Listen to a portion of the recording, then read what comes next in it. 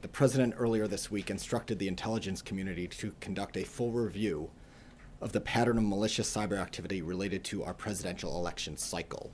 So he's requested this report be completed and submitted to him before the end of his term. As you all know, in 2008, there were intrusions into both the Obama and McCain campaigns. There haven't been any noted episodes in 2012, but the president asked to go back with what we know now to make sure that we're using every tool possible as a means of due diligence.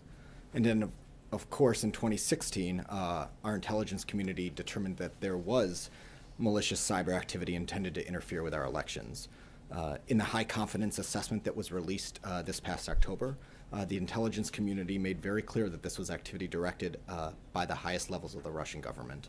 So as we've made clear, we are committed to ensuring the integrity of our elections, and this report will dig into this pattern of malicious cyber activity timed to our elections, take stock of our defensive capabilities, and capture lessons learned to make sure that we brief members of Congress and stakeholders as appropriate.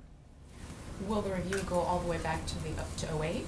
Yeah, so we're going to actually, what the president asked for is a review to look at malicious cyber activity timed to our presidential election cycle. And so it will be broader than just looking at this past election.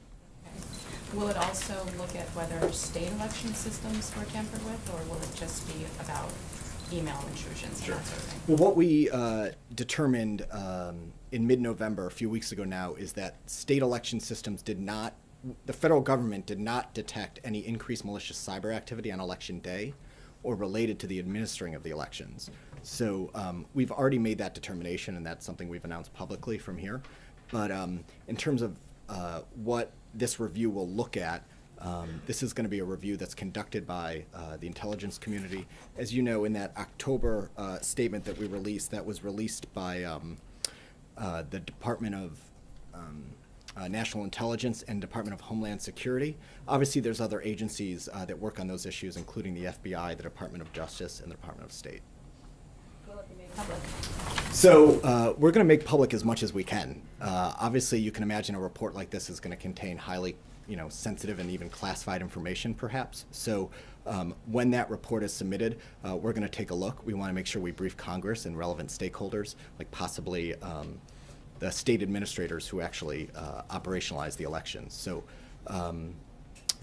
given that the directive to launch this review was just this week, we want to make sure that that process unfolds in all due accord.